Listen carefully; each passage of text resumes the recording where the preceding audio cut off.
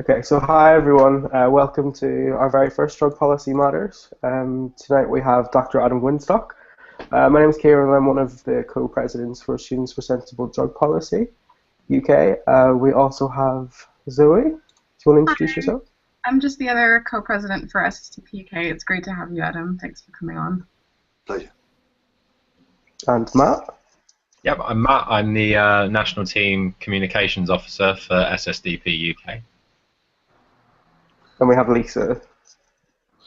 Hey guys, I am the Outreach Director for Canadian Students for Sensible Drug Policy. Perfect, thank you. We're very pleased to welcome Dr. Adam Winstock from the Global Drug Survey. Adam, do you want to start by giving yourself a bit of an introduction? So my name's Adam Winstock. I'm a drug and alcohol psychiatrist based in London. I spent a few years in Australia, so if any of you are kind of noticing that twang, that's where it's from. I founded a thing called the Global Drug Survey, which has been going for about 5 years, but which is composed of a whole network of fantastic people who speak lots of random languages and live in 20-odd different countries. And kind of together we all try and get some really good information on drugs to basically help people make some smarter decisions about how they use drugs. So I'm kind of talking on their behalf today. Perfect, thank you. So we're going to jump straight into the questions, if that's okay. I guess our first question is just jumping straight in with the Global Drug Survey this year. Adam, can you tell us what's new? So the Global Drug Survey this year, which launched on November the 9th, is basically looking for big numbers this year, and that's kind of a prelude to next year, which is all going to be about psychedelics, drug vaping, and drug tourism. What we wanted to do this year was really consolidate a 5-year trend picture around the world to try and nail a few things, particularly the whole issue of what's going on with the Darknet, what's going on with new drugs, particularly trying to define the risks of things related to synthetic cannabinoid products, which I think are a group of drugs that need to kind of be taken in isolation of the rest of the novel psychoactive drug market. And we're going to carry on looking at interesting things like nitrous oxide and a couple of random, you could almost say, light-hearted things like, do different sorts of alcohol really get you drunk in different ways? Scientifically, the answer should be no, but I've seen too many friends kind of spill tears over gin and tonics, and people who are really quite pleasant become argumentative pricks when they drink scotch. So I just thought we could ask that question. I wanted to ask you another question, if you don't mind, Adam, but just on the note of what's new. So I know that about 100,000 people submitted responses last year, which is very impressive. And I wanted to ask you how many you expect to answer the survey this year? I'd like it to be at least that many. I mean, I think one of the problems with the Global Drug Survey, and anyone who has done it will tell you, is it was kind of long. And of all the emails we had last year, it was like, make it shorter. So we've made it about 60% of the length. So I'd like between 100 and 150,000. The terrible events in Paris have delayed the launch in a lot of the European countries, really appropriately. And so a lot of those European launches have been delayed, and will kick in over the next few days. But I'm looking at those sorts of figures. And then next year, when we'll make it responsive and work on a web app on your phone, and it'll be continuous data submission. Next year, I want 250,000. Wow. Yeah. Nice aim. I also know that most of the people who answered your results, or a big part of them, were under 24-year-olds. And I wanted to ask you if you were surprised by this at all? No, I mean, I guess that, we have a biased population, and they're basically people who are web savvy, health literate, educated, and are interested enough in sharing their views to become part of the community. And I think that appeals to people who are relatively young and new to drug experiences and want to learn and can see the benefit of being part of the community. I think, we actually get a bunch of people in their 40s who've been taking drugs for a long time, but I think their interest is more to kind of go, drugs aren't just for young people, and we still have a voice. So no, I mean, you know, peak age of drug use around the world is mid-20s, and that's pretty much who we get. So, Okay. yeah. Thanks for that. I also wanted to ask how important it was to map sexuality and gender in taking these drug results. So it's a really interesting point. So we get around 2/3 men, about 1/3 women, and if you look at most kind of national drug surveys, it's generally about 3/4 men, 1/4 women. So we probably have a slight overrepresentation of women, which is a good thing. We also probably have an overrepresentation of people from GBLT groups, which is a really good thing as well. And one of the things we get feedback on each year, which we didn't correct this year, but I will next year, is we also have a significant number of transgender people who take part. And the way that our gender questions work at the moment don't actually allow for a nuanced enough response to that. So it's, you know, you're either male, female, or transgender. And I've had, you know, several emails this year saying it's just slightly more complex and you need to allow us to express the subtleties of that. So, so we will do that. But when we start breaking down drug use patterns by gender and sexuality, it becomes interesting. And the things that would stand out for me would be young women being particularly vulnerable to MDMA-related harm, gay men having a propensity to use drugs for sex, which is really functional but fairly unique. You know, the things that gay men talk around for crystal meth and mephedrone and GHB in terms of promoting arousal and performance, you would think those sorts of things would appeal to the general population, but they don't. And so we've been able to explore some really interesting issues around functionality. Yeah, so drugs and sex go well together, and as a research, from a research perspective, it's kind of interesting to explore that further. Right, thanks a lot for that, Adam. I think that's about me for questions. Should I pass it on to you, Matt? Yeah, absolutely. The first question I really wanted to ask was, like, are there any trends this year specifically which you kind of anticipate will come across in this year's survey? So I would predict probably 3 things. So one would be the continual fall in the use of novel psychoactive drugs, so NPS drugs, among most of the UK populations and most other populations as well. And I think that's all about better quality MDMA and cocaine being available. So if you've got money given the choice, I don't think that many NPS drugs are that attractive. And I'm trying to prove that point in a way that the media get it, because at the moment the media's favorite story is people use legal highs because they think they're safe. It's like, no, that's not true. People don't use legal highs because they think they're safe. That's because people who use drugs aren't idiots. People use, you know, have used NPSs in the past because there was a gap in the market when other drugs that were available either weren't good quality or they just couldn't get hold of them. Now the big motivator for NPSs is price. And actually I think what you're going to find is NPS use is going to migrate to people who are disenfranchised, homeless, poor and vulnerable. And there is an uncomfortable familiarity with the new war on new drugs, again penalising those people who are most vulnerable. You know, if you've got money, you're going to buy nice coke and nice pills and nice cannabis.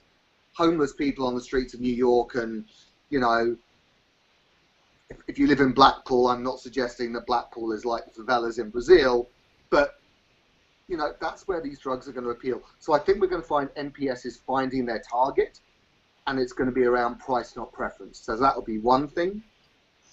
The second thing is I think we're going to continue to see an escalation in MDMA-related harms as potency and purity of MDMA out there continues to go up. And over the last 3 years, we've seen a rise from 0.3% to 0.6% to 0.9% of last year users seeking emergency medical treatment on MDMA in the last year. And that's because I think people weren't used to having good quality MDMA. People don't know how to use crystal sensibly. People don't always get a pill, break a quarter, test dosed it, you know. So I think we're going to get an escalation in that. I think that's going to be mirrored by an increase in cocaine-related harm. So that's probably a more UK-centric issue where purity of coke has been lousy for years, but there is coke on the streets now in the UK that's coming in at 50–60%.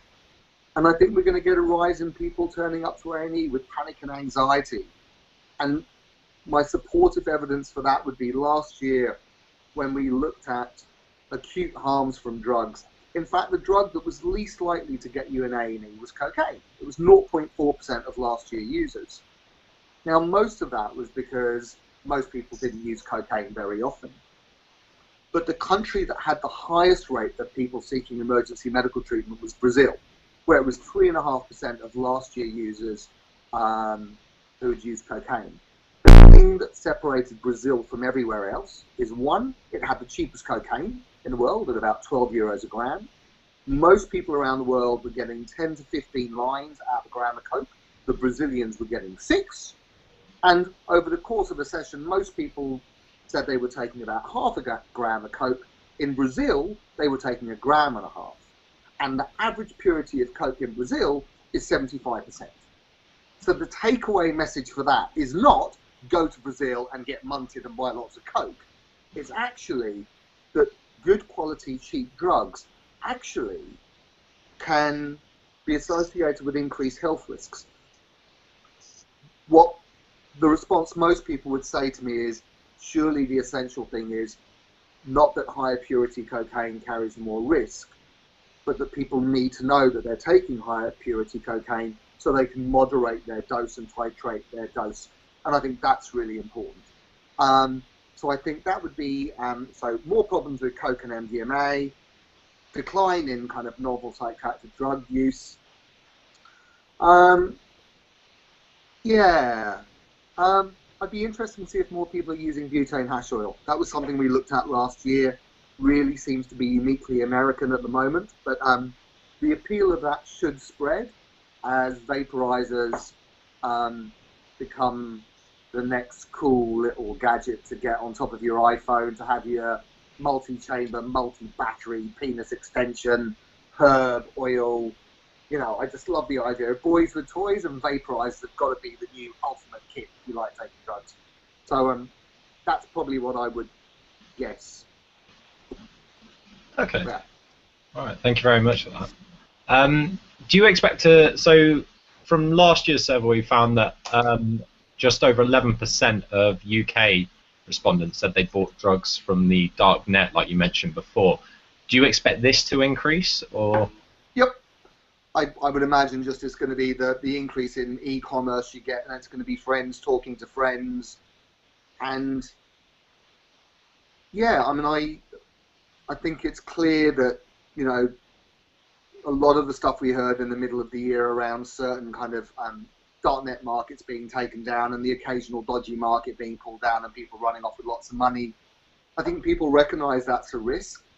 But the overwhelming finding from last year was people thought it was a safer, better place to shop. And when friends bump into friends and go, wow, you've got hold of some LSD and some nice coke, where did you get that? And someone says, I downloaded Tor and I bought it on the Darknet, people are going to go, really? So I can't see that going away. And ultimately, that's the game changer of everything that's going on.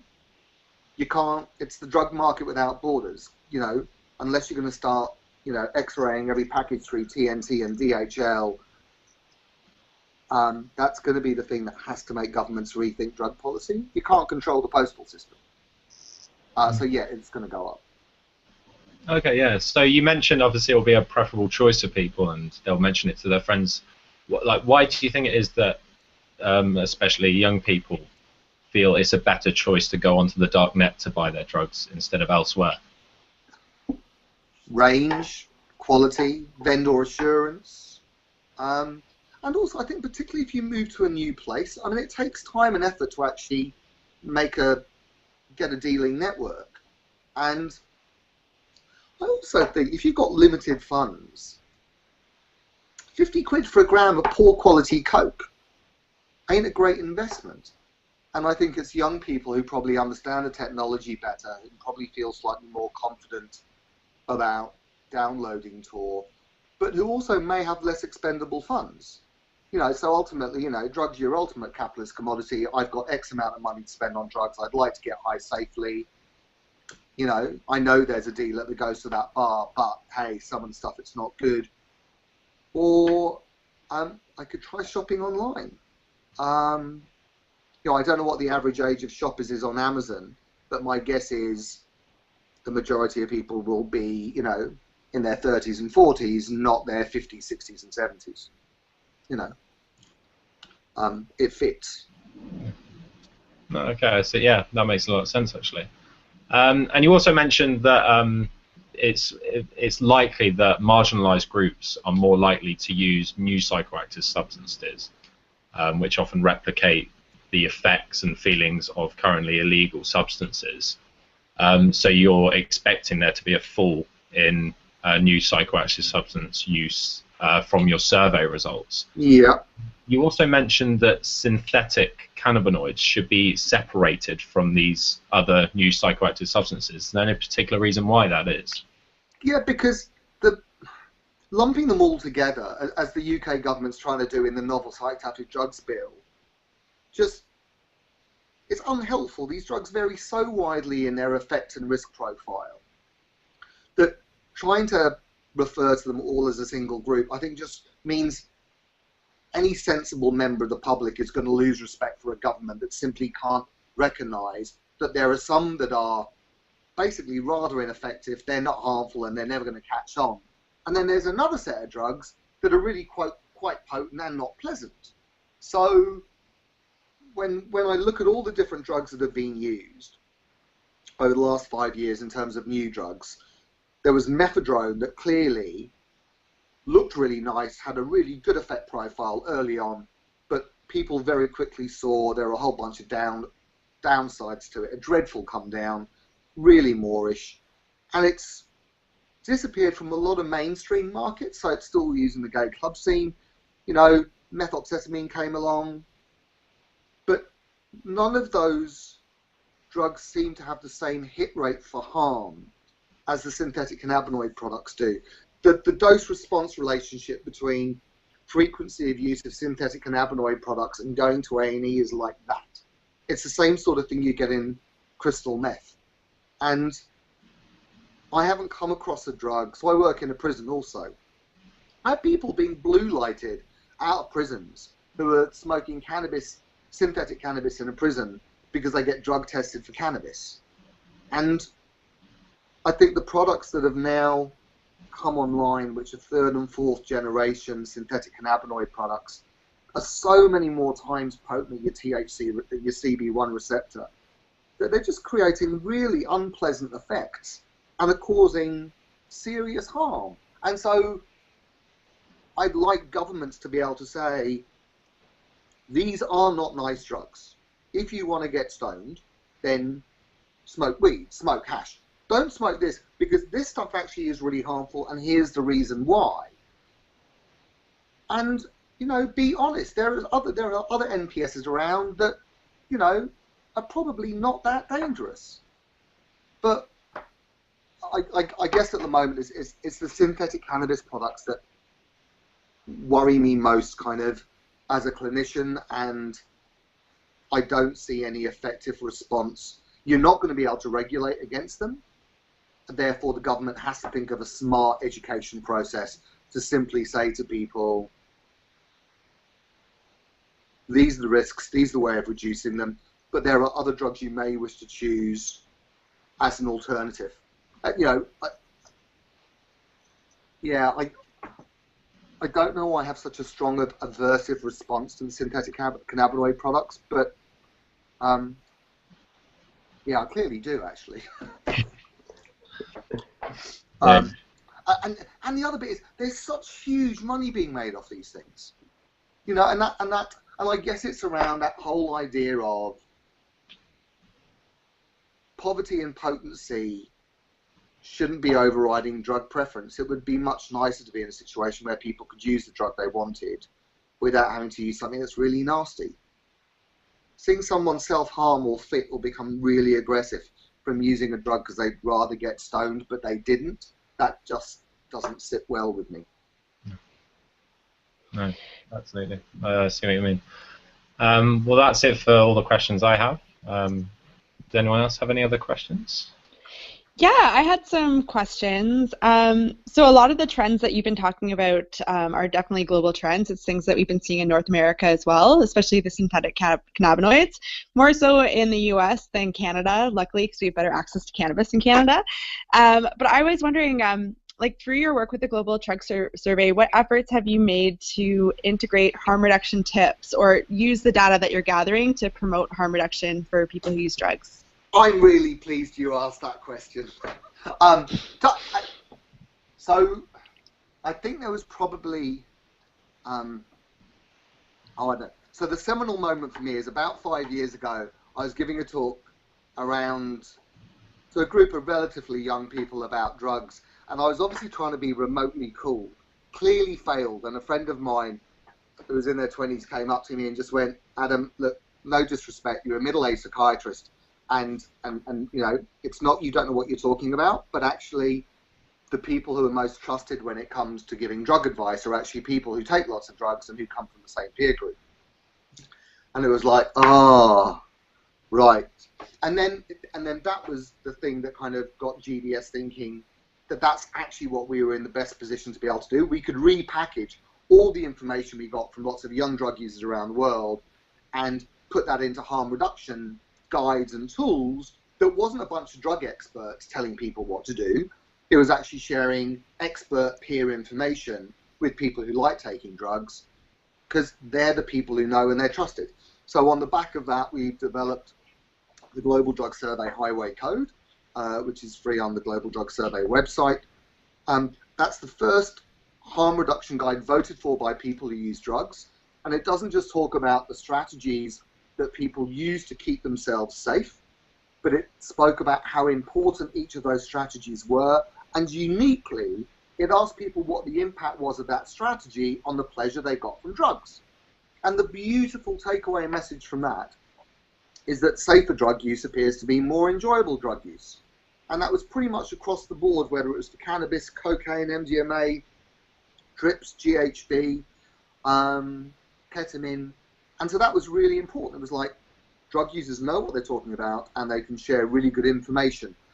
What's interesting is if you take the time to go through that document carefully, you'll also spot there's quite a lot of really useful and important harm reduction strategies that people don't adopt, even though they know they're important. And I think that's for the peer community networks to get people to think about why wouldn't you do these things. But one of the things I'm most proud of is what we produced last year, which was the world's first safer use limits on a drug. So we produced the first guidelines on safer use of cannabis, which was similar to alcohol. How much cannabis can you use, how often, and how are different levels of risk associated with harm. And it's at www.saferuselimits.co. It takes 2 minutes. It says, how often do you smoke weed? How much do you smoke? And it gives you a number. And that number relates to an overall measure of risk and harm over the next couple of years, physical, emotional, mental. But that level of risk was voted for by 40,000 cannabis users. And it's linked into some harm reduction advice and how you cut down. So the way GDS says thank you to all the people who take part is trying to produce useful resources that can allow people to reflect on their own drug use without ever having to go and talk to anyone. And we've obviously also done that for alcohol with the drinks meter and the drugs with the drugs meters. And that's, I mean, there has to be a way of saying thank you, and that's kind of what we do. So this year we'd like to kind of produce the safer use limits for MDMA and cocaine as well.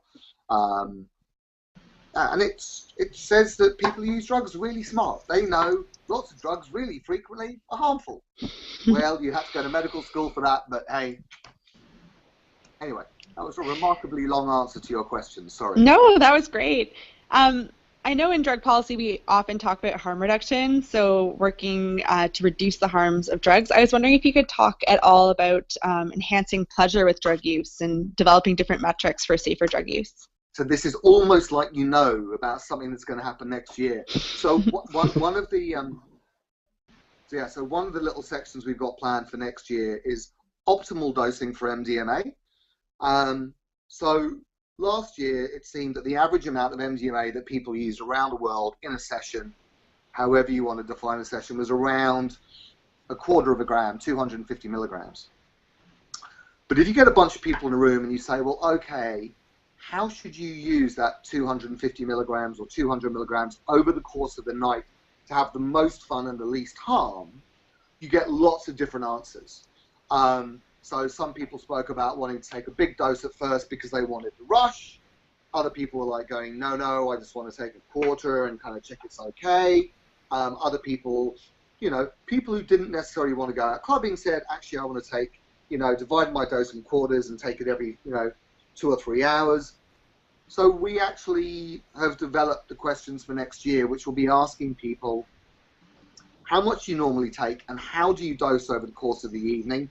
And does that vary depending on whether you know what's in your pill or powder or not? And how do people think that's related to their amount of pleasure and risk of harm? So I'm hoping that GDS 2017 will answer the question, what's the way to have most fun on MDMA? So I think we know the way to avoid risk, but you're right. The flip side of that is how to have the most fun. And that's going to be more important for some people than others. And it's probably really important for people in the UK because the UK just don't get the concept that more drugs doesn't necessarily equal more fun.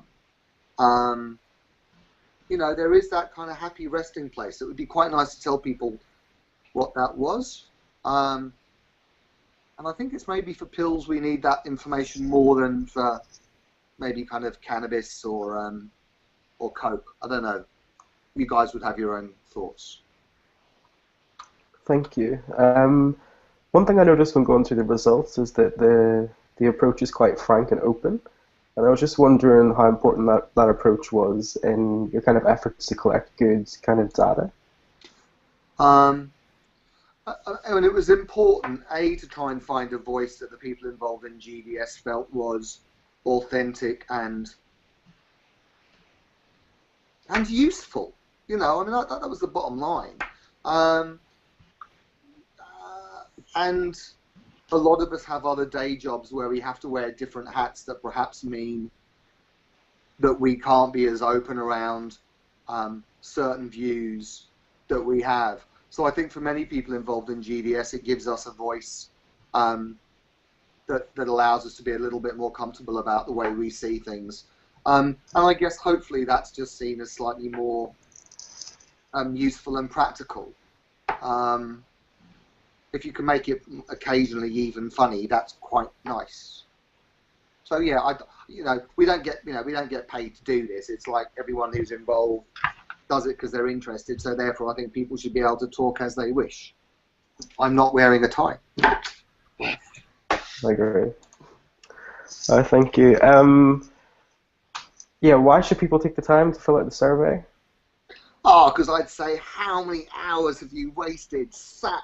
In fact, just how many hours have you spent just wasted doing nothing? No. I don't know. I mean, look, I think, why? Because, of all the hours that you've wasted doing SODL, spending 20-25 minutes reflecting on your drug use over the year might be an interesting exercise. You'll be contributing to the biggest survey of drug use ever done. You'll get to see the results packaged up in interesting ways, both kind of on our website, but also through all of our media partners around the world. And then you can also then send me emails at the end complaining about all the things I didn't ask about, all the things I asked about wrong, make really good suggestions for next year. And a lot of the ideas we get come from people's emails. So in 2011, I had 3 emails from people who all went, "You're a drug harm obsessed psychiatrist. Why don't you ask people about drug-related pleasure?"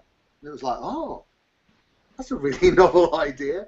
And so we then asked questions about, you know, drug-related pleasure, and created the net pleasure index, which basically allowed people to rate drugs on a balance of problems and pleasure, which showed, you know, magic mushrooms, MDMA, and LSD came out top, and at the bottom, alcohol and tobacco came out.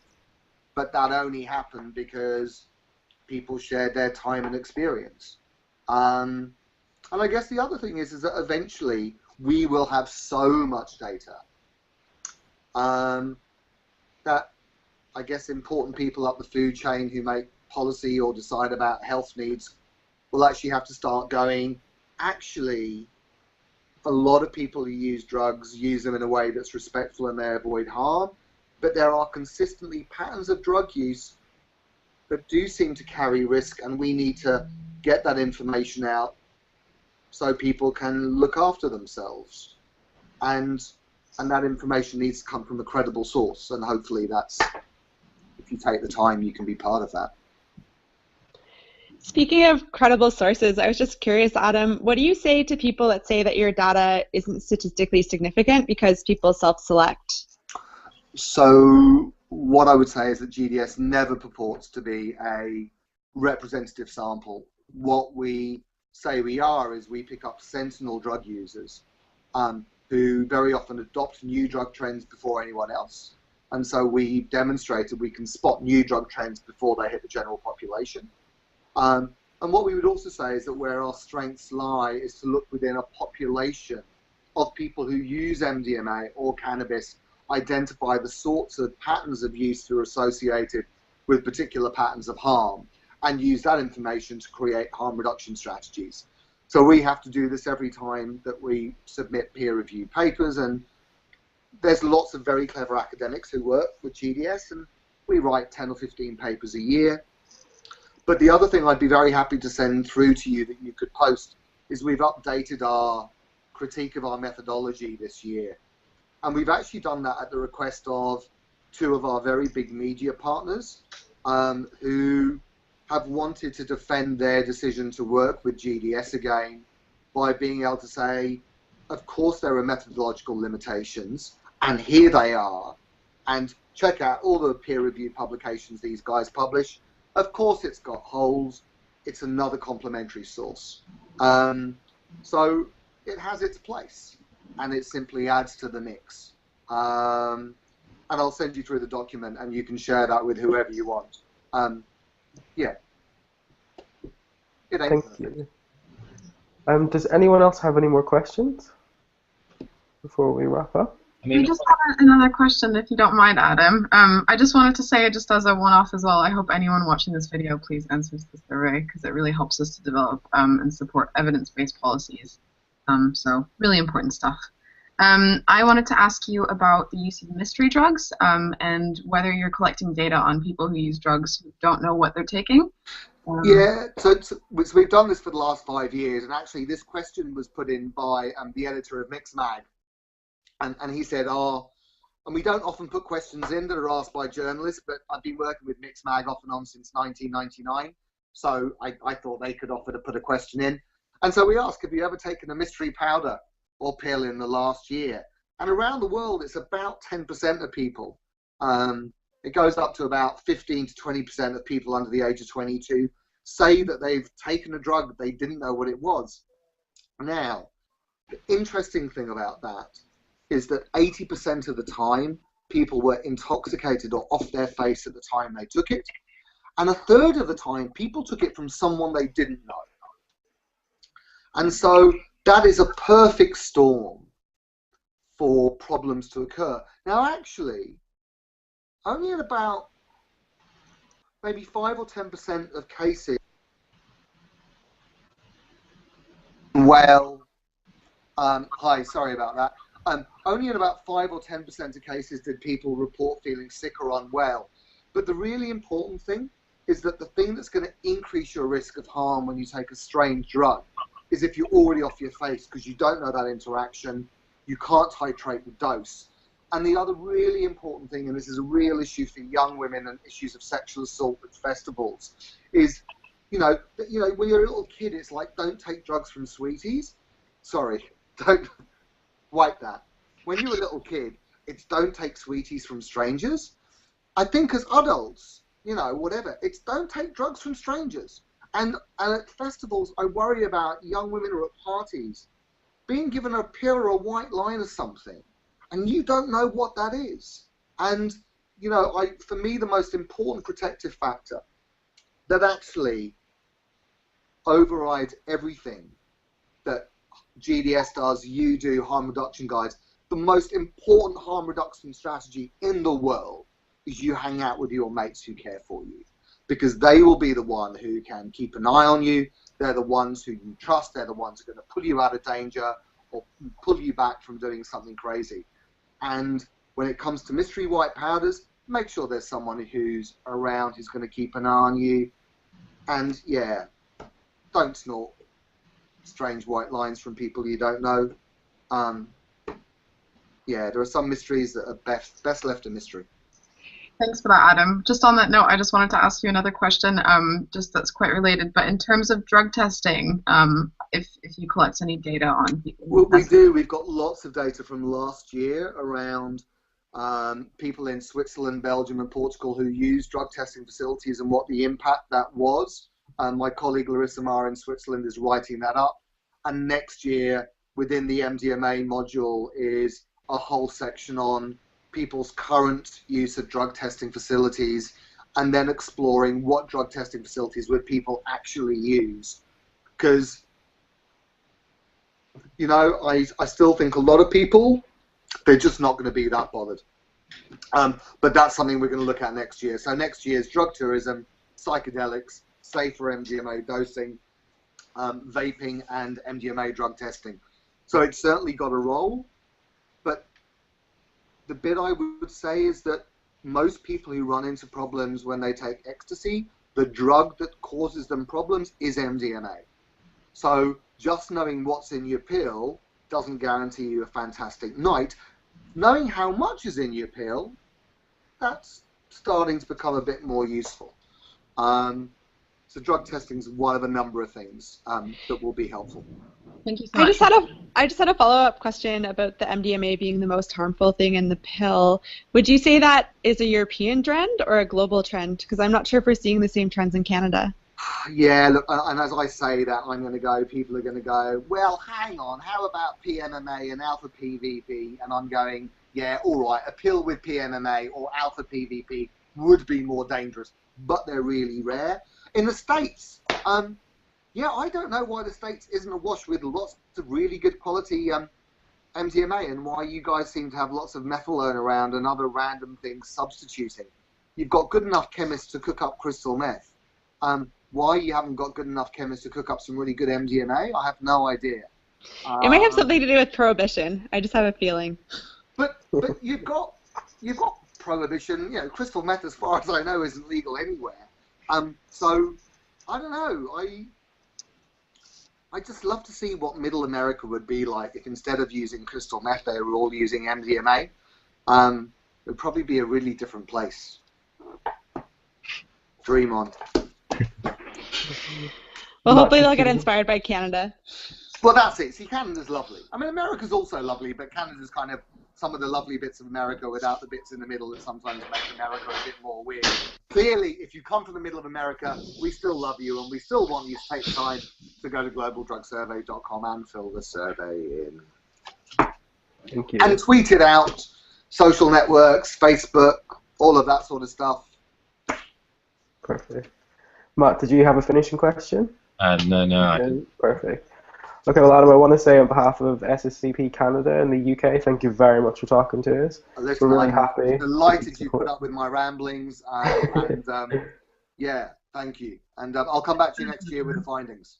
Please, we're very happy to be supporting the work of the Global Drug Survey. Is there anything we can do to help support, apart from sharing and social media, networks, tweets, Facebooks, get people to fill it in. It runs to the end of the year, so yeah, we want as many young people around the world to share their voice. So yeah, that would be great. Perfect. Thank you very much. Well, all the best for the survey. Thank you to Lisa from SSDP Canada and our comms officer Matt and our co-president Zoe as well. Thanks to you. Thanks everyone. Fantastic. Thanks all. Thanks. Thank you. Cheers. Bye, guys. Bye.